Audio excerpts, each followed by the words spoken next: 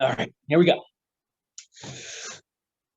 Hello, everybody, and welcome. Oh, hold on, let me start again. All right. Hello, folks, and welcome to the Godzilla vs. Kong movie review.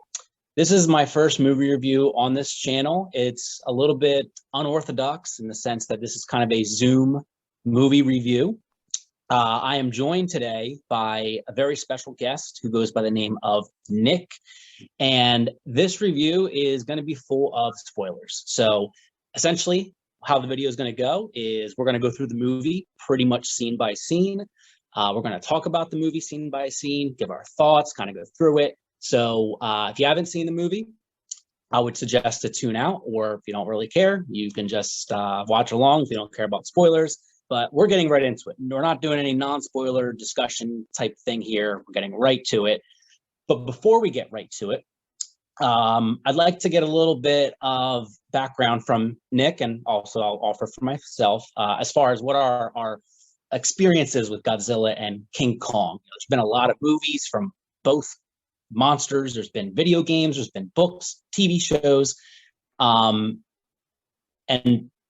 I'll just start off, for me, I'm a fan of King Kong, probably more of a fan of Godzilla.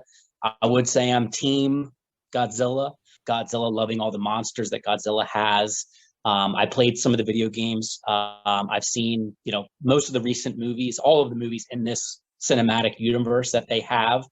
And same with King Kong. Seen all the movies. I like both characters. I'm definitely not a hater of King Kong. I like both, but yeah, I'd say I'm a pretty mild fan. I like to think I'm a big fan of Godzilla, but probably don't know as much as some of those people who've seen all 50 movies of Godzilla. So what about you, Nick? I mean, I would say I'm just a fan of movies about big kaijus beating the hell out of each other. I mean, growing up, I'm sure I probably watched some of. I know there were cartoons that existed for Godzilla. I definitely watched some of the old King Kong Godzilla movies from decades ago. I remember the 1970s King Kong with Jeff Bridges. We watched that at home. I've watched all the MonsterVerse movies. I really liked Godzilla King of Monsters. That was maybe my favorite. But I've seen them all.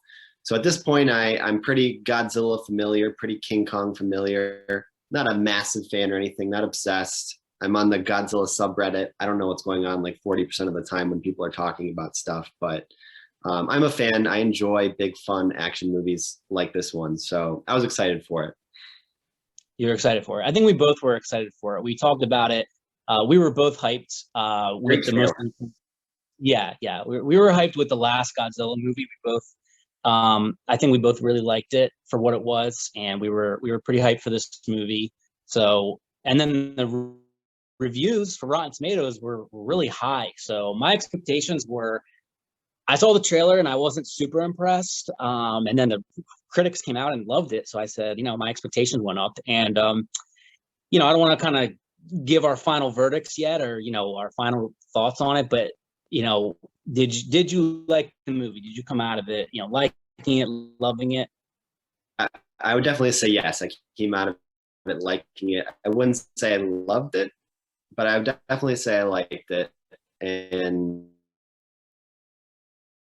action movie about a giant gorilla fighting a big lizard. Yeah, fair enough. I would agree with that. So let's just get right into it. So the movie starts out with King Kong. He's the first, I believe he's the first character that we see. We don't see humans first, which is insane because most of these movies, they start with the humans. They tease the monster, they hold the monster, and this just gets right to really what we want to see. So I felt this started really strong. It made Kong very, very, very likable right away. Showed him in a good light. He's bathing. He appears like he's trapped. Humanity has him trapped. The CGI also looked really good on him as well, I'll say. And you're kind of left with questions. It's a setup for Kong, and this also kind of painted him right away as the main character. For me, it's like, okay, he's the first thing we're seeing here, and we're seeing it through his eyes, which I really liked. Yeah, I mean, You could almost argue that he's the closest thing this movie has to a protagonist. I mean, he probably has the most screen time. He feels like the main, does really well from the get-go, is it establishes the relationship between Kong and the young native girl from the island. And obviously that relationship kind of gets deeper and more interesting as the movie goes, but right off the bat, it's kind of sweet. Like in the past, you know, the Kong movie, whatever it was called, Skull Island, you know, Kong ends up kind of being redeemed in the end, but he's kind of scary for most of the movie. And here, kind of from the jump, he's likable and he has a relationship with a cute little kid. And it's like, okay, this is a different kind of Kong start than I was expecting. And I liked when he scratched his ass at the beginning. It reminded me of Big Lebowski. He was like the big Kong Lebowski. Mm-hmm. Yeah, they made him very docile, very almost peaceful, because I mean, there are plenty of nitpicks that you can have with this movie. Like for one, he throws the spear at the dome and you see that he's trapped. You know, you don't think he's like in some essential, you know, prison here. You see he's trapped, and then you just think like, that's it. You know, he gives up, he throws the spear, and then he's just like, oh, I guess I'm trapped here. You know, I felt if he wanted to get out of there, he could get out of there.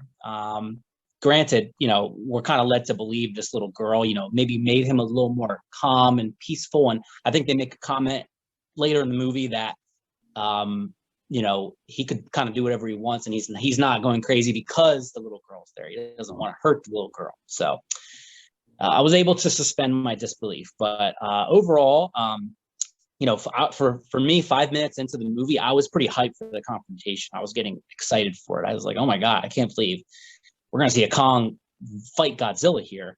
And it also hit me too that kind of a shame that none of the Skull Island characters are in this. Like they killed off all of them. And I get it. That was probably, I think that was back in the 70s where that took place, but you could have had them aged up maybe. I mean, it would have just been nice to have some characters from that movie for a lot. Yeah, you know, like the John C. Reilly character. I mean, I'm sure he's dead. So it is what it is. It would have been nice to have a little bit more of a connection, but whatever. At a certain point, you know, we all just want to see the big freak show, which is Kong punching Godzilla in the face. Right. So that's our opening scene. The next scene basically shifts to Godzilla. And I was already early on, I was really liking this. Like it kind of felt like, wow, this movie is actually showing us just straight up the perspective of Kong, the perspective of Godzilla.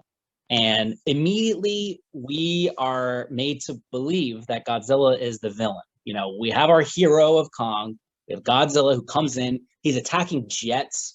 He's just being totally obnoxious. And it didn't seem like him. I right away, I thought that was Mechagodzilla. I thought that was Mechagodzilla right away. I was in the same boat. I was pretty convinced based on, you know, the trailer and sitting here at this point in the movie, I was convinced that this was Mechagodzilla and that he was wearing some kind of a skin suit that was built to make him look like that. Somehow, some way, somebody was controlling this Mechagodzilla to convince the world that Godzilla was evil, and then something was going to spring out of that. So that's what I thought at this point. Obviously, that turns out not to be the case. But yeah, at this point in the movie, in that scene at the Apex facility, I believe they were called in Florida, I was convinced that that's what we were in for. Mm-hmm. Yeah, me too. I as well. And his eyes were glowing, and Godzilla's eyes, they do glow. I wasn't sure. But I wasn't sure. I said, is that like, are they going a little too much? Like, is it like robotic a little bit? But I was convinced because I was like, that ain't my Godzilla. He doesn't do that. He wouldn't do that. They, you know, we'll get to it, but they do give reasons for it. It's fine, but he's attacking everything. I mean, he's just going kind of crazy. And I guess you could attribute it to like, he didn't quite understand. Like he just knew there was some sort of like power source there, which we later learn about. So he kind of was just rampaging. And then also, I hope this records well, because I have the computer on mute and then I have the camera off. So hopefully it's recording. It should be fine. It should be recording, hopefully. little behind the scenes there for you guys. But anyway, we then see CNN. I had to make a note of this because it was ridiculous. CNN comes on and they say 8 dead. I said 8 people are dead on the news. And you could say maybe it was a cover up to make it not seem bad, but they had a stellar evacuation plan at the facility. They got everybody out. Good for them. Yeah, I didn't buy that either. I was like 8. I don't think so. Multiply that by 100, but whatever. 8 people. And then immediately after that, we shift to Philadelphia. And I was getting excited. I love seeing my city. And it says we're in Denham University. And I had to pause it. I rewound it. I was like, and I first thought it said Drexel. And I went to Drexel, Philadelphia. And I've lived in Philadelphia for like 10 years now, almost maybe more than 10 years. Never heard of Denham University. And sure enough, it's not a real university. I don't know why they made up the university. They couldn't have just called it Penn or Drexel or Temple or something. I don't know.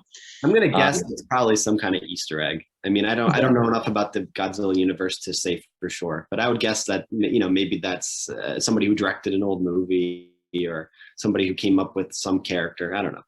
That's what I would guess. Or maybe even in like old Godzilla lore, maybe there was a university, Denham, who knows? But I was disappointed by that. But then we shift to Nathan, who is, I don't know his name, Alexander Skarsgård, I think. Is that his name? Yep. The actor? Yeah. And we learn, this is where the plot for me starts to kind of get a little like, got question marks around my head. So they want King Kong to lead the humans down to Hollow Earth to a power source to stop Godzilla, right? That's kind of what it seems like. And my first question is, why don't they just use King Kong to stop Godzilla? I guess they're just convinced that he can't defeat King Kong. I think it becomes clear later. I mean, at that point, you're not really sure, but later on, it becomes apparent that Apex wants to use Mechagodzilla to kind of even the playing field with Godzilla. Right. And they require that power source in order to get Mechagodzilla to fully function. So it does end up kind of circling back around. But in that moment, and I'll say this about the rest of the movie, Skarsgård's character's motivation was always a little bit weak to me. He was kind of the most underwritten character, considering he had a lot of screen time. It wasn't clear like what he wanted, really. Yeah, it seems like he just wanted. They mentioned that he had some kind of a theory that he subscribed to about, and I don't remember the terminology, but some kind of deep-seated animalistic instincts that creatures have to do certain things that they're quote unquote programmed to do. And I think the example he cited was salmon knowing to go upstream to give birth to eggs. So his theory to do once he got to the Hollow Earth, it's a stretch, but it's that was his theory and it came true. But that seemed to be his only motivation, is that he wanted to prove his belief about these titans to be a reality. It ain't much, but it was there. Right. Yeah. His motivation was a little weird, not fully developed, and I'm not a big fan of the actor either, so it doesn't help. Doesn't mean that he can't impress me, but I think it wasn't the actor. He was underwritten, like you said. I think he was really underwritten. So then we have that scene. Then we go back to the ship. Can I interject, Tyler? Because there's one thing that I think is worth pointing out. So that scene with Skarsgård is also the first time in his office where we're introduced to the Ren Serizawa character, and I looked up his character's name on IMDb after because I thought it was the same. So his father is Ken Watanabe's character from the first 2 Godzilla MonsterVerse movies, and so I was really anticipating at that point that his son was going to have some sort of major role to play in this movie. And the rest of the movie, it becomes clear that no, he didn't. And maybe that's stuff that got cut out. I don't know. It's kind of a short movie, so I'm sure there's stuff that hit the cutting room floor. But I mean, he just kind of dies later and doesn't really do much of anything. And when you consider that his father was like the biggest Godzilla fanboy in the first 2 movies and was kind of the one defending him at every turn. It was kind of surprising, number one, to see that character be underwritten, but number two, to see that character be fighting on the side of those who want to kill Godzilla. And you never get to find out why that is. I was baffled by that decision. Wow. Yeah, I didn't know that. And I loved Ken Watanabe's character in Godzilla. Really, really good. I think he was the best human character by far in the last Godzilla movie. And it was a shame that he got killed off, but that was a really good death. And for me, I actually wrote down in here, will I be more emotional than any moment? Like, will any moment in this movie top that moment of his death? For me, like, I don't know, in a weird way, that was like my favorite part of that movie. I thought that was really, really good, really emotional, touching, and out of nowhere, in a pretty dumb Godzilla movie. Yeah. But wow, it makes sense because he does say the line. Like, I remember when he said Gojira, the way he says it, I'm like, that's how Ken Watanabe says it. So they were trying to, I guess, make a hint that, like, oh, that's his son. So yeah, I didn't know that. Yeah, the other bummer thing about that for me is just that I feel like, this is an American Godzilla movie. Obviously, Godzilla is a Japanese creation, and Ken Watanabe was sort of that consistent through line in the first two movies to that Japanese origin. He's this famous Japanese actor. He's a big part of the movie. His character plays a major role. Obviously, he died in a very cool way in the last film, but now, because his son had such a small role, there kind of isn't any consistent Japanese connection in this one. So a little disappointed by that too. That's a shame. I agree, because Godzilla is very Japanese, and I think it'd be like, yeah, it was nice having Ken around, and I think the movie misses something without that. I did like that we were in Hong Kong, not it's not Japan, but still Asian, and he's always in Hong Kong a lot in the older movies. So I did think that was cool, like far cooler than New York City. Yeah. It just fits the theming better. But next we're on the ship, and this is another point where, like, you gotta suspend your disbelief a little bit, or kind of just believe like Kong wants to stay in the chains, because I'm like, are we supposed to believe that these chains can keep Kong down, and that he's also supposed to hold his own against Godzilla? Like, it didn't really make sense. So I was kind of telling myself, like, oh, well, he knows the girls on the ship, and Kong's kind of just going along for the ride a lot in this movie. Like, you feel bad for him a little bit. Like, the humans just take him everywhere. That's just like, he gets place to place to place by the humans.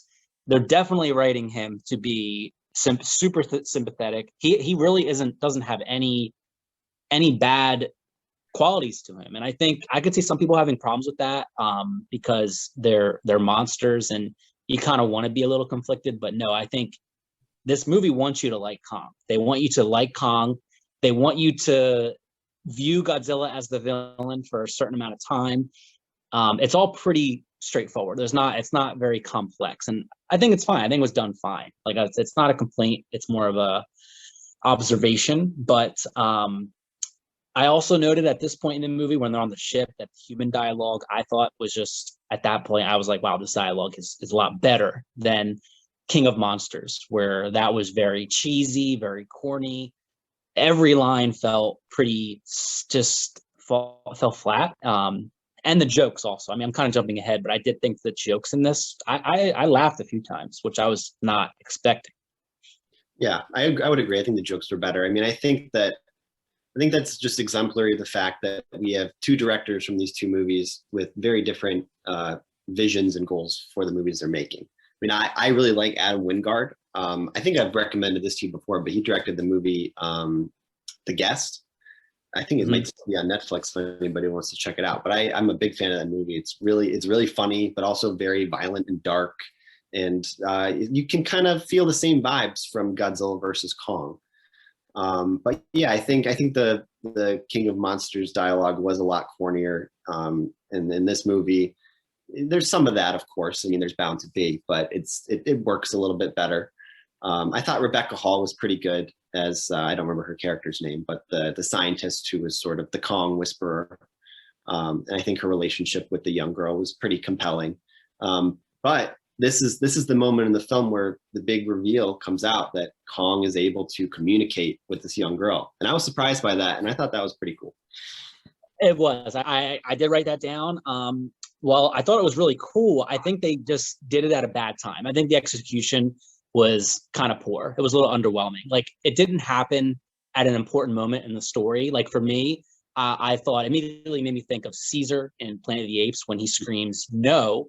That was a really big moment. I think that was like a jaw-dropping moment, at least for me, when I saw that movie in the theater. And it happened at an important point in the story. So I felt like it kind of just happens in this. Like, I would have preferred if like something big's happening, maybe he's getting attacked and maybe he starts making sign language like stop. Like, I think they could have just made it a little more powerful.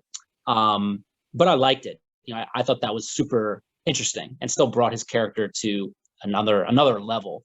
And they didn't do much with it though. Like, he can use sign language, but then there really aren't many other scenes of him like using it. I think they could have developed that a lot more. Yeah, I think that's one of the casualties of this movie being a little too short. I think you could have easily tacked on another 15 to 20 minutes on this thing, and the movie would have been better for it. Whether it's to give more of an explanation for Ken Watanabe's son doing what he's doing, whether it's to further develop the relationship between this young girl and Kong, a little bit more screen time with, you know, some of those different characters really kind of would have went a long way. But now I got to ask, I mean, this is the point in the movie where we get the first Kong Godzilla fight. What did you think of the first fight? Okay, so yeah, first fight, it's 40 minutes in. I think it felt right. It felt like it was a good time in the movie for the first fight, and basically takes place underwater. And I liked it and I didn't like it, because I liked that it showed that Godzilla has the advantage. Like, he's a monster of the sea, and Kong was really, really struggling. You know, Godzilla won the fight. I mean, I would say he's stronger no matter where he's fighting King Kong, but he really won the fight because Kong had no footing, really. He was kind of just trying to stay on the ships, and I liked that. But, you know, as the first fight, I thought it was a little underwhelming because most of it's underwater and it just doesn't look that cool when they're just punching underwater. I did like Godzilla trying to drown King Kong. I thought that was really, really cool. But yeah, it was odd. And I also thought the end of the fight was really odd. Like, Godzilla retreats because he just felt like he won. I mean, no. Like, that is not Godzilla. Godzilla, I mean, again, people can argue, fans could just argue and say, well, Godzilla felt that Kong had some good in him or something. But, you know, in my opinion, Godzilla kills. Like, he's going to kill the monster. Like, that's just what he does. He's going to kill and make sure his opponent's dead. He just left him there. And I just thought that was weird. And they're like, oh, let's turn the lights off to make him think we're not here or we're defeated. And I don't know. That was a little like far-fetched. I felt that was just to move the plot forward. And I don't know. I thought it was fine, but what did you think? I think I would agree with one of your points. I think the moment where they turned off all the engines and lights on the ships to trick Godzilla into thinking everything was finito was a little lame. I was kind of like, I don't know if that would matter.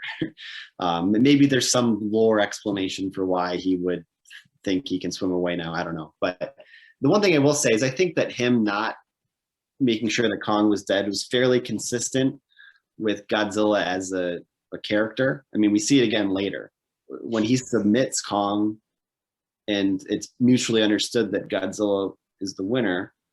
He lets it go. He's kind of a benevolent monster. He's not necessarily a killer. So I didn't have an issue with that so much, but yeah, the shutting off of the ships was kind of lame. But I think I enjoyed the underwater stuff a little more than you, because I just felt it was very logical. As much as it is cool to see the visual of, you know, them grappling on land, I think it was very logical that Godzilla would kind of play to his strengths and try to drown Kong. I mean, I think that's one thing that hasn't really been touched on in the first two Godzilla movies is the strength that Godzilla has in the water. It's kind of his area. We pretty much only see him on land in the first two movies. So to see him utilize the ocean was kind of a natural choice and was pretty neat. But I will add that Kong, when they are on land, when they are on the big ships, he gets a few good blows in. I mean, he's no slouch. I'm with you that Godzilla is stronger and should win, but he's not exactly fighting you or me. He's fighting a gigantic gorilla. So it's fitting that it would be close. But I do think I have to point out that we skipped over a plot line, and it's kind of fitting that we did, because it's probably the weakest one and the most forgettable. But we forgot about 11 and the kid from Deadpool 2, and that's what I wrote exactly. I wrote 11 and Deadpool 2 kid. Yeah, and the actor's name is like Brian Tyree Henry, I think. He's on Atlanta. His name is Josh in this movie. Josh, I think. I thought it was Ernie or something. I can't remember. That's kind of No. Josh is the other kid. Josh is the kid. Oh, he's the other kid. Okay. Yeah, Josh is the kid, right? Bernie is Brian Tyree guy. Yeah. I wrote in here that this hurts the pace. I thought that scene really hurt the pace of the movie. I was wondering, like, is this going to be necessary? And I think that I felt very unnecessary. I don't think we needed any of that as a whole. I don't think you need that. I guess we'll kind of get to where they go and what happens. But what else is weird to me? Like 11 driving. It's like, how old is Millie Bobby Brown? Like, to me, she's like 13. Yeah, they jacked a car and they drove it. I don't know how old she's supposed to be or how old she is in real life. But the thing I'll say about that plot line is that, it's clear to me that Millie Bobby Brown probably signed a contract to be in several of these movies, and so they had to have her in it. I think that storyline it's clearly the B plot, but I think it would have worked better if, instead of pairing her with another kid, as much as I like that kid and think he's funny, it probably would have worked better if they paired her with her dad and this conspiracy theory guy, Kyle Chandler. He's in the movie. He has like 4 lines. Why not just rope him into this little caper and kind of have that contrast where you've got this man of science paired up with this conspiracy theory guy with a podcast, and then you've got 11 in the middle acting as an intermediary. That probably would have helped. But I think no matter what the human plot lines are going to be, they're going to take a backseat anyway, because we all know why we're watching this movie. Right. Yeah. And I would say that was, probably the weaker angle for the on the human side. We do have 10 minutes left, so we're probably going to break this into 2 parts. I didn't know how long we'd go, but I think we'll have to break this into 2 parts. So we'll finish these 10 minutes here. We'll keep going as we're approaching the halfway part of the movie anyway. So that section, not the greatest, but so I also, when they were fighting, I kind of paused the movie and did a little CGI check, and I just to kind of check in what I think about the CGI, and I still think it's good. I think the CGI is good. It's definitely not bad, nowhere near bad. For whatever reason, I don't know if it's just maybe I felt this way at the time, but I do still think that like the Godzilla from 2014 maybe looked better than this movie, and maybe even Peter Jackson's. And granted, I was a lot younger when I saw that, but I thought maybe that looked maybe better. I'd have to rewatch it. I don't really want to say that without rewatching that, but I think it all looks fine. I think it looks pretty good for what they're going for. I would say it looks pretty good throughout. And I would add that, I think the CGI on Godzilla looked better a little bit. Yeah. But part of me feels like it's a little bit of a choice with Kong. I think Kong looks kind of cartoonish. And if you want to compare that to like the 2005 King Kong, or if you want to compare it to the Planet of the Apes films, the recent ones with Caesar.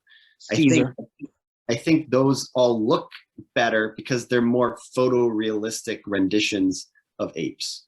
And I think that this version of King Kong is kind of meant to look more cartoony, like a Saturday morning cartoon version of King Kong, but fairly well rendered. So I think that's why there's a little bit more of a disconnect, I suppose. But I think it's kind of just more of a choice rather than it being lesser CGI than Godzilla. Watch it again, I suppose. But I would agree. Overall, the effects are good in this movie. They are. They are good. And I also felt too, this scene, the last thing I got to say about their whole fight and the build up to it. I did feel the stakes should be a little higher. Like I felt a little underwhelmed by the stakes. You know, Godzilla attacked one base. Not to say that's not horrible. You know, he attacked a base and he killed people, but I don't know. It just felt like humans went into panic mode a little bit too quickly without trying to like understand like what happened. I get it that a lot of them were you know, playing the pieces, you know, using pawns essentially. But I don't know. I just felt the stakes should have been a little higher. And Godzilla and Kong's fight, there wasn't much like motivation from either side. Like I expected there would be a conflict, and there's not really a conflict between the two monsters. They're kind of just put into these places by the humans. They fight because they're essentially near each other, and that's how it is. And you could argue that that's fine. You know, that's fine. And I did think it was fine. I didn't really have a huge problem with it, but I guess I expected maybe a little bit more reason for why they'd be fighting, like kind of like I don't know, comparing it to like something like Civil War, but you know, those are humans, so it's a little bit different. But yeah, just something that I noticed. But the next scene is Madison and Bernie back to the back to Millie, which I believe Madison is as 8 here, Millie Bobby Brown, and they're at the Apex base. The eye, Bernie said he saw the Mechagodzilla eye there, and it's gone, which of course it's gone. I don't know why he thought that would just still be there intact. So that's gone. And then they're accidentally transported to Hong Kong in a shuttle with skull crawlers, which I thought was just kind of, oh my God, very, very obvious. Like that's how we advance the plot advancement. Yeah, and I think that was one of those moments where I was kind of taken aback by the fact that this was way more of like a sci-fi movie than I anticipated going in. Because you compare it to the tech from the first 2 films, which felt a bit more grounded. King of Monsters a little bit less so. But compared to this, I mean, this is like a whole new ball game. I mean, they're in some kind of a high-speed underground monorail system that's like gravity operated that takes them from Pensacola, Florida, or wherever the hell, to Hong Kong in like a couple of hours. And they're traveling below the Earth's crust. And it's like, whoa, okay. Between that and those flying ships that they use to fly behind Kong in the movie, I mean, they've got some pretty advanced tech here. I don't know what it's supposed to be, but things have progressed in the last couple of years. Apex is killing it. Their stock is. Oh yeah, yeah. And I thought it was fine. I mean, I don't have a problem. Like, it's fine. No, I'm not gonna. Cool. Just surprising. It's cool. Yeah, yeah. It is interesting. It is interesting. Like, you know, it's ridiculous, but you know, this is a movie with King Kong and Godzilla. I can pretty much buy anything. You know, we also have a giant robot Godzilla. You better be able to, yeah, if you're gonna watch this shit.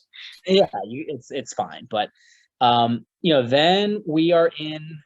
Also, oh yeah, one of the jokes I thought was kind of funny. Like, just the delivery of it wasn't even like a funny joke, but when they're like. They asked where one of the kids, I think it's Josh, says, "Where does this elevator go to? How deep does it go?" And Bernie says, "Like, man, it goes to hell. It goes down to hell." And I don't know, like it's not a good joke, but it's just his delivery like made me kind of laugh. Like I thought he was like just funny, like not hilarious, but I thought like his jokes made me like giggle a little bit. So he did the job. That's the kind of character that could easily be annoying, but.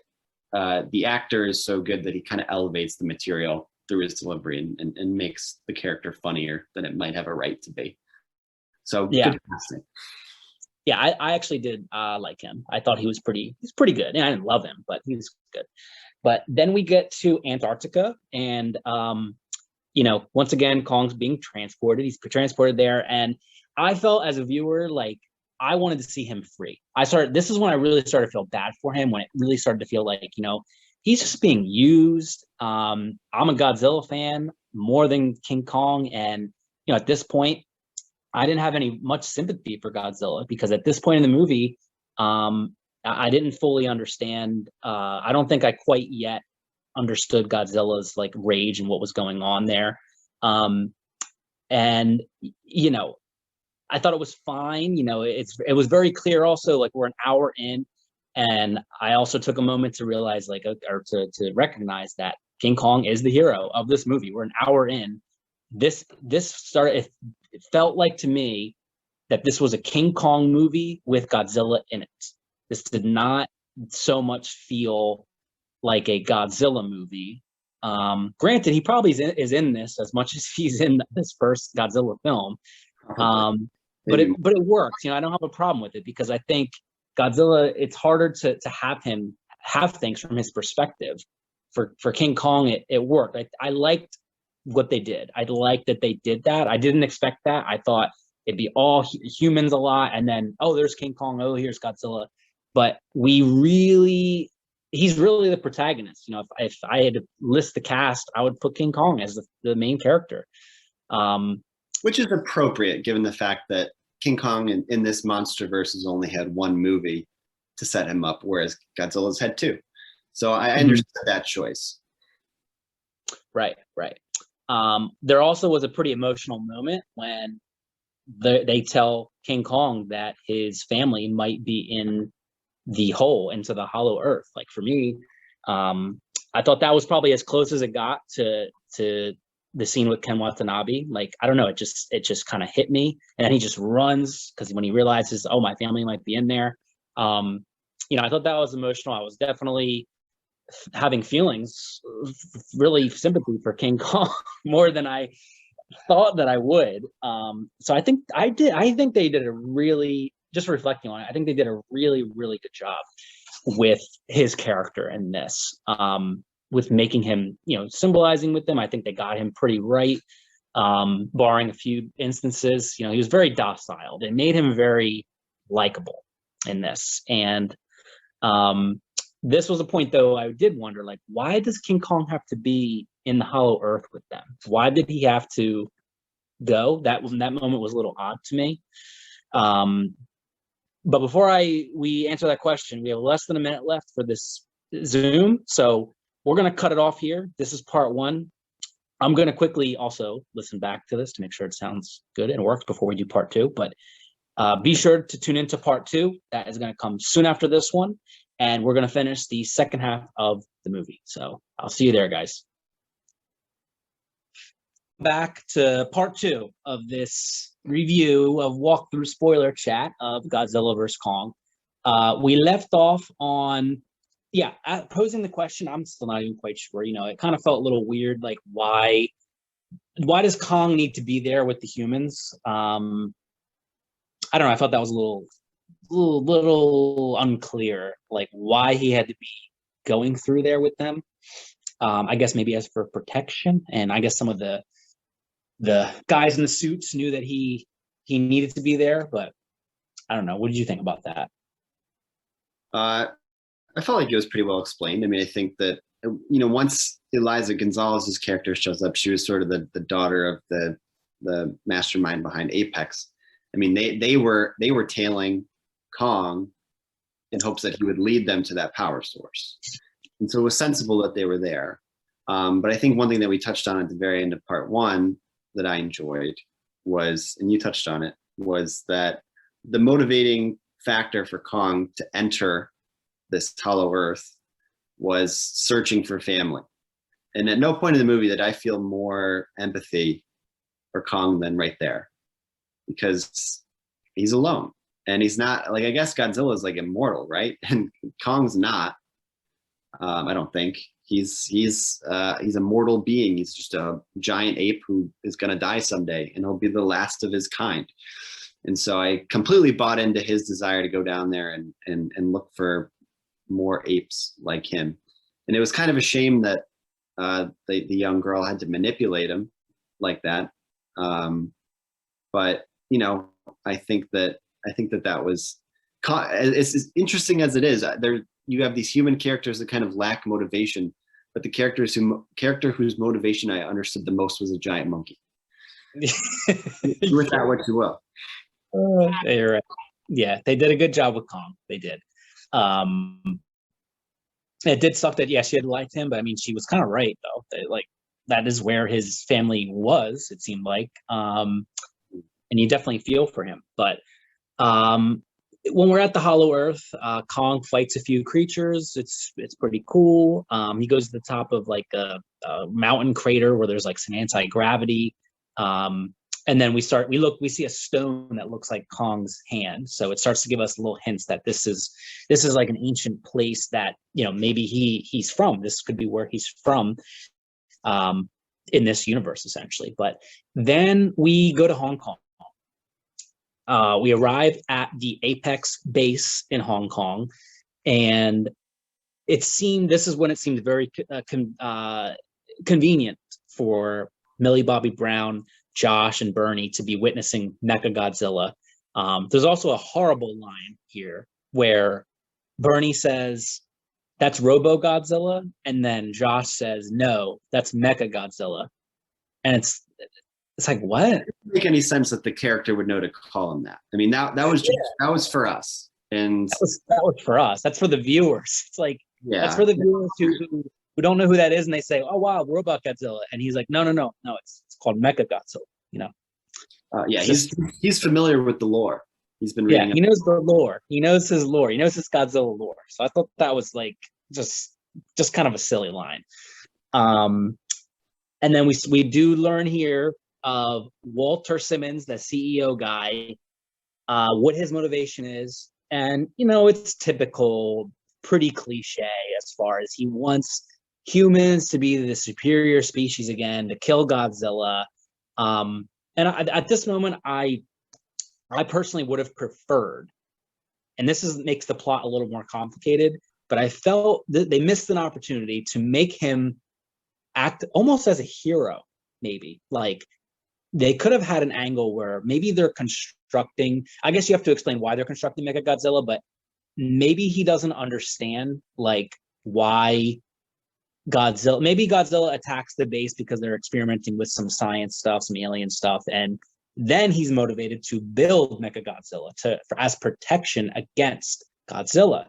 So I think they could have done something there where this guy thinks he's a hero, he's creating Mechagodzilla, but in essence, it's causing Godzilla to attack them. And I think that would have been, pretty layered. I think that would have been cool. They went the more simple routes with, basically evil guy creates evil Godzilla. But I think they could have, and I just think there was missed potential here. And you could have even had the CEO even saying to like the public and saying, "Hey, look, I'm building, Mechagodzilla. I'm doing this to protect us." I think they could have went that angle. That's not what we got, but I think that's something that they could have done. And maybe he could have done something like lowering Godzilla, like building this tech, right? Knowing Godzilla is going to attack, and then painting Godzilla as the villain. I think, and then that would give him reason to then build Mechagodzilla. I think that is an easy way maybe to build it in, to the plot that they went with. Other than just, I want to save, I want to do this, and I don't know. I think just a few extra scenes could have helped maybe it make a little more sense, but it was fine. Yeah, and I think the latter part of what you said was somewhat true within the plot of the movie. I mean, I think they were trying to lure Godzilla in to take him out, but not for the reasons you said. I mean, I completely agree with sort of your rewrite. I was thinking the same thing when I was watching the movie. That could have been an opportunity for that CEO character to kind of become someone that the rest of the country or the planet viewed as a savior. Someone who was doing something to defeat this giant monster that people don't understand is benevolent. They just view it as a chaotic creature that's, capable of immense violence and destruction. And I will add this too. I don't understand why that character existed, because why wouldn't you just carry over the Charles Dance character from the second Godzilla movie? He was the one who got the Ghidorah head in like the post-credit scene, and yet he's not in this movie at all. He's not anywhere. I don't understand where he went. It would have been far more interesting to carry him over because you understand his motivation and have him sort of play this, antagonist role, because the character we got is very forgettable. I don't give a damn about him. And when he died, I felt nothing. No, I felt nothing. I was way more satisfied when Kong crushed the ship with his daughter in it, because I hated her. That was rightfully so. because she was just so stupid too. Like she starts at one point shooting at King Kong's back, and she's like, why didn't you just go around? It make no sense. She's like, shoot him so we can get around him. Like you could just go around him. Like you don't have to shoot. He's not really in the way. That was just so silly. It was just dumb. Yeah, the movie did a poor job of writing its villains. You couldn't get behind them at all. And that would have made the movie more interesting if you could have seen their point of view a bit more. But let me ask you this. What did you think of Mechagodzilla's design? So when we first saw it, I was pretty meh on it. I was also unsure because you see it in the chamber. You don't really see it like out in the city yet. So I wasn't impressed at first. I thought it looked kind of scrawny even. Like, I don't know, it looked a little bit scrawny, a little bit off. But as the movie went on, I was cool with it. I was fine with it. When he's out in the streets, in the city fighting Godzilla and Kong at the end of the movie. Yeah, I thought it looked pretty cool. I think it could have looked maybe a little better, but I liked what they did. They changed up his design a little bit. Like they didn't have it look exactly like Godzilla. They made the spikes on his back very defined. They were like thrusters. That was cool. I liked that the tail was like a spitting like blade. I think they could have done more. Maybe they were limited on screen time. I think, use the movie to show off more of what he has. Like he basically does a few moves. We're kind of jumping ahead a little bit. Maybe we'll save that. But I think the design was fine. And I think if they had him show off more of his like arsenal, then I would have liked it even more. But what did you think about it, his design? If you use the word scrawny, I think I would agree with that. When you first see him, while the moment was cool where he just blasted a line down the center of that skull crawler creature and the big tank, you look at him and he especially the center of it, there's no bulk there. And so I looked at it and I was like, how exactly is this creature going to go, hand to hand with Godzilla? But once, like you said, you see him in action, a lot of the tech that's built into it makes it more capable in a fight. But just standing there by itself, it looked kind of like a weird little action figure a little bit. But whatever. It worked well in battle, so that's really what mattered most. But it looked a little scrawny. Mm-hmm. It did. But then on Hollow Earth, we see Kong, he finds his old home. We kind of talked about that a little bit, and he's very, whoops, there goes my camera. He's very peaceful around humans. I kind of took in that moment of like, oh, he's very peaceful around these other humans. And I thought that was, I guess you could argue it's a little out of character maybe, but this is just a very different King Kong than we're used to, I think, that I'm used to. And I guess I'm in the middle. I don't know how I feel. Like a part of me doesn't like that. A part of me is cool with the new angle and with the story they're telling. So it's just different. I don't know how I feel. I think I'll have to see, a little bit after seeing this movie. But then we're back at Hong Kong. This is when the movie shifts back and forth, and they're building to them bridging. Shifts back to Hong Kong. We see Ghidorah's skull giving energy essentially to Mechagodzilla, which I thought was a cool tie-in. So they are using that technology of Ghidorah, and then we see Godzilla approaching the Apex Lab. We cut back to Hollow Earth. Kong places the staff that he has on the ground, gets the energy, it attracts Godzilla. He blasts into the ground. And then that is when the daughter she extracts energy from that energy from the ground, and it just instantly transfers to the Apex Lab, which it's fine, right? The state of technology is so advanced. I guess they can do it.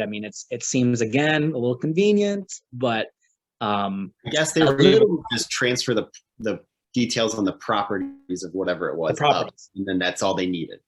Whatever. That's all they needed, and then somehow they can recreate what that is in a matter of minutes. So it's very convenient. But I did really enjoy when Godzilla blew a hole in the earth. He just stood in the middle of Hong Kong and just shot energy straight down, went straight to the center of the earth or wherever this Hollow Earth place is, and Mhm. and ultimately use that to go up to the surface. And I thought that was very like Saturday morning cartoon fun kind of moment. Right. That was a good moment, and that, we'll use that to lead us right into essentially the final act of the film. Because we kind of talked about how he crushes that, daughter character, and I did like that. I felt good for Kong to kill her. And then they face down from the center of the earth, and I did a little time check. There was 30 minutes left in the movie, and I was getting a little bit worried because I'm like, they have to fight again, and Mechagodzilla has to come out. That just seems a little bit short. And at this point as well, Godzilla started to feel less like a villain. Kong still felt like the hero, but they both feel like pawns. They definitely both feel like pawns being played essentially to what the humans are doing. And I mean, it is the whole point. But this is when we get the second fight between Kong and Godzilla, and Kong arrives with the staff. So what did you think about their second confrontation? Well, the first thing I'll mention is one visual that I thought was really neat was when they down to go up because they were in an inverse gravitational field or whatever the explanation was. And so I was almost confused for a second because I forgot they went down into this hole. Dude, me too. Up it to the tripped surface. me up. Yeah, so that was pretty neat. But the fight itself, I mean, Kong with that big axe, that was pretty fun. And I thought that the setting was really neat. Sort of the neon lit Hong Kong at night battlefield. One thing that I noticed that I thought was odd was how often they would crash into buildings and the damage was semi-minimal. You would think that creatures of that size moving that quickly would, anytime they would crash into a building, take a huge chunk out of it or go right through it. And in a lot of cases, they'd run into stuff and, maybe put a dent in it, but kind of bounce off. That was interesting. But the fight itself was great. One thing that I really enjoyed about Godzilla in that fight was that, contrary to some of the past movies, he was really fast. Like, I remember feeling like in the first two Godzilla films that I think one thing that they did on purpose to try to kind of capture his size rather, was have him move kind of slow from the human perspective. But in this movie, they don't screw around with that. Like he's on his hind legs sprinting at King Kong, sprinting at Mechagodzilla. And that just kind of made the whole battle feel a lot more fast paced and intense. I thought the fight was very well choreographed. I thought it was neat how King Kong shoved the back of the axe down his throat at one point. I thought it was neat how they were utilizing Godzilla's atomic breath to kind of power up the axe, which swings back around later. That was my favorite fight of the movie, was Kong versus Godzilla in Hong Kong. I thought that was the best. Round two. Round two. And they say Kong won round two. One's round two. They got to make it clear for the audience. Yeah, it's like being at a UFC match, apparently. But yeah, that was probably the best fight, I would say. Okay, that was your favorite fight of the movie. Yeah. Okay. Yeah, I liked it. I thought it was a little short. It felt a little bit quick. But some fights later felt even quicker than that. Yeah. So, and I would agree with everything that you said there as far as that fight. And I liked how Godzilla kept trying to use his atomic breath, and Kong was avoiding it and kind of hitting him, and that was awesome. That was really, really cool. Yeah. But then we pretty much immediately go to round three. Once again, I thought it was a good fight, but this one was even shorter. This one basically just involved Godzilla scratching King Kong on his chest to death, almost just scratching him. And then I don't know, it wasn't like, in a way, yeah, that's brutal, but it wasn't as brutal, I think, as I wanted. And he's just kind of scratching him to death, and then he slams his foot onto his chest, and that seems like the final blow. It's Kong just like giving up, and he's admits defeat, and that's the movie. The movie tells us that Godzilla wins, because the director did say there will be a clear winner. I really thought that they were going to have Kong be the winner because it's the less obvious one, but I'm actually glad they went with Godzilla because he should win. And yeah, I liked it. But once again, I guess, your point is Godzilla is kind of a docile monster, but I just once again kind of felt like, why isn't he killing Kong? But I guess the reason he kills monsters is because when he kills, those monsters they have not given up. They're still Right. trying to fight. Like God, we saw King Kong submit essentially. And I think it's even less like, at first I thought it does, maybe Godzilla respects Kong. And I don't even know if that is, I don't know if I believe that. I think it's just more that he sees this creature's given up. He's not a threat. I'm walking away. He basically Yeah, attacks threats. that's how I took it. And so what happens next, I think, is some of the dumbest stuff in the movie. So the Mechagodzilla fight is too short. I think you've kind of been hinting at that. And as much as I enjoyed some of this technology utilized by Mechagodzilla, the fight was still too short. I thought that the idea that Ghidorah, his like sentience, was able to take over Mechagodzilla was kind of silly, but it's a silly movie, so I was able to roll with it. But the part that I hated was when our three heroes, 11, the boy from Deadpool 2, and the guy from Atlanta, the way that they are able to shut down this connection between Mechagodzilla and the satellite up in the sky is by pouring booze on the computer. Oh. And I'm like, that's the best you could conjure up when you're writing the script. I mean, I really thought it would have been neat if you had taken the two different factions and found a way to bring them together and sort of combine the two teams and had them save the day together in some more interesting way. But instead we get him pouring booze on a computer. That was so horrible. That was so bad. It's as if they were like, we have to give them some sort of purpose, like Bernie and them, like they have to have some sort of purpose. Like, and I knew it from the beginning of the movie. I'm like, they're setting up these characters to save the day. They're setting it up. It just felt that way, and that's what they did. And it was so unnecessary. Like, it was just so dumb. Like, why? Essentially, if he didn't spill the whiskey on the computer, they're kind of implying that Mechagodzilla would have won. That's kind of what they're implying. And I get it. Like, I mean, in Godzilla lore, my understanding is that Mechagodzilla is almost always stronger than Godzilla. But he usually prevails in different ways, usually not by brute strength, but by, maybe help from another monster or something. And this was it. You had King Kong with him. So we believe it. And for me, going into this fight, I don't know I'm curious if you felt this way, but when Mechagodzilla burst out onto the scene, going into the movie, I thought that it would feel shoehorned in because that's too much.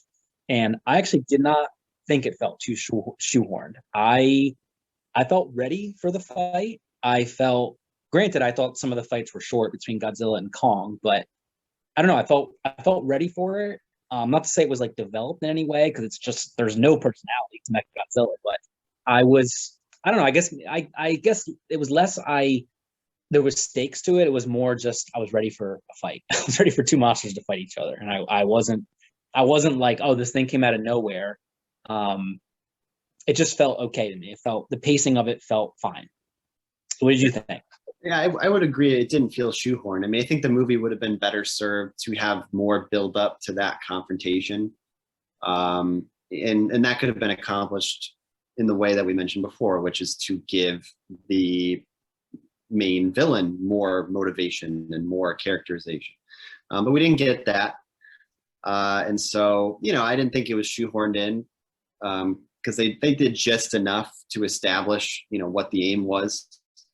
And they did just enough to explain why Mechagodzilla went rogue. So it worked well enough. But yeah, the fight itself, while I would think was a little too short, and maybe that's in part the result of there not being enough buildup, I thought it was pretty cool. I thought it was pretty awesome how Godzilla and Kong works together.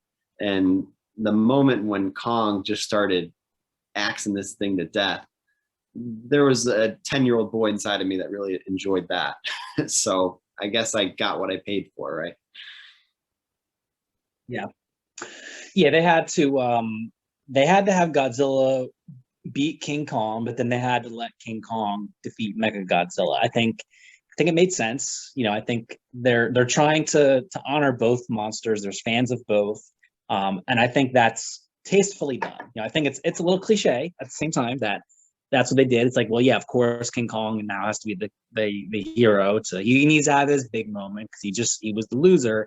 And I thought it was fine. I thought it was fine that they did that. They also had the resurrecting King Kong's heart essentially, or himself, and that was that was a little interesting. I thought that was a little weird, but okay, it wasn't as dumb as the booze on the computer, but no, the booze on the computer that was so unnecessary. I thought that was really bad. And I guess we're kind of at the end of the movie here. I have a few other things as far as the fight goes, but there's not much else to say about it. We already kind of said Mechagodzilla was really cool as far as his moves, but the fight, I think just go all out. Like, we got missiles, we got thrusters on his back, we got a spinning tail, we got laser breath. I don't know, get me some like blades coming out of his chest. Give me and he does have that and other mediums. Like, dude, just go crazy. Just go absolutely nuts. You want it all. I want more from it, because this is the thing. This is the issue that they have now if they're trying to continue with this franchise. They have completely blown their load at this point. King Ghidorah and Mechagodzilla are the most popular, most notorious villains in Godzilla lore. And I feel like they did pretty good with both. I think they did a pretty good job with both of them. Could have been better, but I'm not disappointed with either portrayal. Now, King Ghidorah comes back as Mechagodzilla in other Godzilla mediums, and I do think that's probably what will happen. At that point, I don't know, it might seem a little silly, a little redundant, but yeah, kind of the only direction to go in. I don't know where else they can go from here, but I did want to say, now we're at the end of the movie, and we get a really nice moment, probably one of my favorite moments in the movie. Godzilla roars over to Kong, and then Godzilla goes into the water, and it's just this really slow moment. The camera is on like both creatures. They're kind of just looking at each other. It's really slow. Godzilla, the parts his way, Kong standing there, and I was like, man, this movie needed more scenes like this. I think it needed more slow scenes, shots. I needed longer shots for you to take in these monsters, just kind of like being, just standing, just taking in like little moments, because that was such a small little moment. You could have cut it out of the movie. I think it would have went a long way to have more slower scenes, action, of course, but I really like that. I don't know if that stood out to you at all, or if you, because I could see that going by somebody if they aren't paying attention at that moment. But yeah, I liked that moment. I mean, I don't know if you would call it mutual respect or an acknowledge. I guess Kong kind of lowers his axe, so it's kind of an acknowledgement of I submitted before, I'm submitting again, it's over.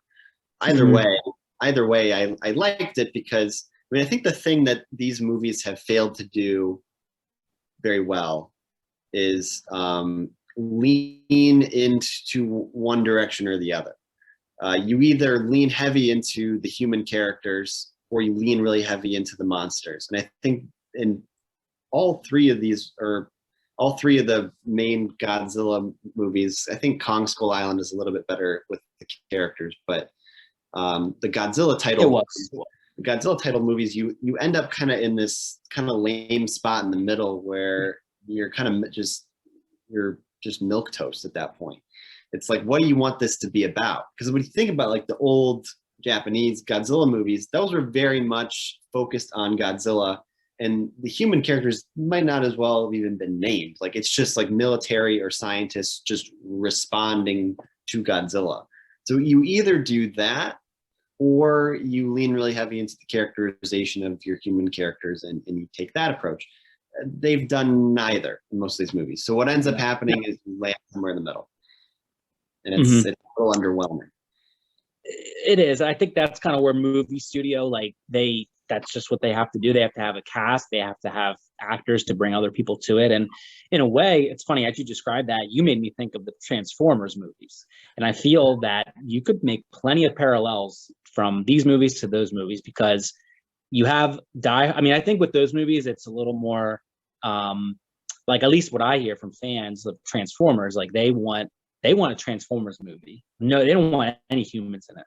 Yeah. And I mean, I think it could be done. I think it can more easily be done with that, because they speak. The Transformers speak. Like, I think you could conceivably do that and make it work. I think with this, I still think you could. I mean, it'd be ballsy, but I think you could have pretty much a silent film type thing if you're just slowly following Kong and doing his thing, and Godzilla. Like, I do think you could do it, but we probably won't see that, because they feel the need to have the humans tell us what's happening and have these things that are there. And I don't know, but either way, that's the end of our movie. I think it ends a little bit abruptly. It ends with King Kong. He's the final shot. He's also the opening shot. So, this is a King Kong movie. I think you called it like King Kong. It should be King Kong versus Godzilla, because it's a King Kong movie. To me, this is a King Kong movie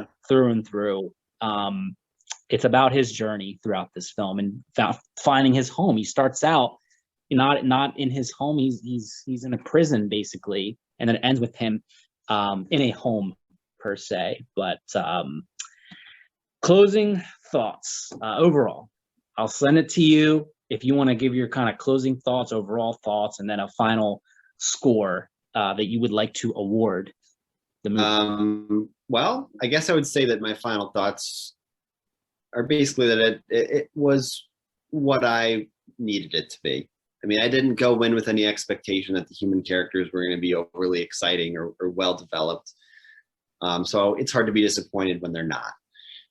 What I wanted to see was some good monster fights, some great visuals, and just some kind of badassery. And I got that. I mean, when Kong slaps his shoulder into the building and relocates his dislocated shoulder, I mean, that's awesome. That's so cool. But so I don't know, if I were to give it a score out of 10, maybe a 7, I would say I probably ended up liking it just about as much as King of Monsters. And I maybe a little bit less than Kong Skull Island. I think they're all a bit better than that first Godzilla movie, which was a bit disappointing. So it's a good entry into this MonsterVerse. Like we said, I don't know where the hell they're going to go from here, if they go anywhere. This movie has done pretty well in theaters internationally despite the pandemic. So I mean, there's viable thought behind putting out another one. So we'll probably get one. Maybe it'll be a Mechagodzilla movie. I don't know. Maybe there's some creature that I don't know about that he can fight. I think isn't there like some like giant turtle guy or something? I don't know. But yeah, I liked the movie. Didn't love it, but I liked it. It was definitely worth watching. I'm so glad HBO is pushing out these movies that would have been in theaters onto my television screen so that I have something to do in the evenings during this continued pandemic. So I liked the movie. I like Adam Wingard. I'm glad he got this chance to make a huge, film, and I hope that it can launch him in new directions for his career. How about you? I agree with a lot of what you said. I was laughing because you gave it a 7, and that's what I would give it as well. As soon as this is one of those movies, as soon as I finished it, I knew what I would give it. I said this is a 7. I was a little underwhelmed. I went into it expecting an 8 or a 9, just because of the reviews. That was kind of hyping me up a little bit, so that did play maybe a little bit into my bias. But I think either way, I'm going to give it the same. I would give it the same final rating, 7, and it's a good 7. I think it's a good movie. I don't think that should discourage anyone. Like, I would recommend this to people who would want to watch something like this. I think you're going to like the movie. It's a pretty good movie for what it is. It could be way, way worse. And I would agree. I like this more than King of Monsters. And I think Kong Skull Island is probably like an 8 for me. I think I do like that probably a little bit more than that. And if I King of Monsters, maybe I'd give it like a 6, or something like that. So overall, I think it's pretty good. I think it could have been a little bit better. Like, I feel it's, when something's a 7, it's like, once if you got to an 8, if you just did a little more, like, it had so much potential to be a little bit more. But that being said, it wasn't, I wouldn't say it, but in ways it was also better than I at least initially may have expected. What can we really expect from Kong versus Godzilla? You got what you paid for, which is a freak show, crazy monster fight. It's hard to be mad. But we'll see where this MonsterVerse goes from here. I wouldn't hate it if it went nowhere. I think this could be, you could argue this is a natural conclusion. All right. I think we lost me on my phone. Are we here? I see you. So I'll finish my, I don't know what I got in at the end there, but I would say 7 out of 10. I'd recommend it if you want to watch a movie like this. I think you're going to like it if you are interested in watching this whatsoever. It's a pretty good movie. It's exactly what the title says. It's really nothing more. It's nothing less. But it does it well. It does it pretty well. What it tries to do. Solid 7 out of 10. I don't know if this cut off, but I don't really need sequels to this. I don't need it, but if they come along, I'll watch them for sure. But I kind of fear that they have nowhere to go but down at this point. They've expended the fight between Godzilla and Kong. They've expended their villains for Godzilla already. So not quite sure where to go from here for the franchise. But yeah, I think that about covers it for us. So if you watched the whole thing, thank you so much for watching. This was kind of a beta, kind of a test video format. This was a little more structured, us going through everything. Also, it's a Zoom review, so the whole thing is very a test. I don't have anything like this on my channel right now. We'll see if this continues to go forward. But let me know in the comments if you what you think about the movie, if you liked it, or if we said things that are wrong or correct, incorrect, whatever. And then watch the whole video, then definitely give a subscribe. It will tell me that you at least like listening to us. So feel free to definitely subscribe if you like the video, and I will see you guys next time on whatever else I put out there from the Casual Dude. So see you guys later. And go watch the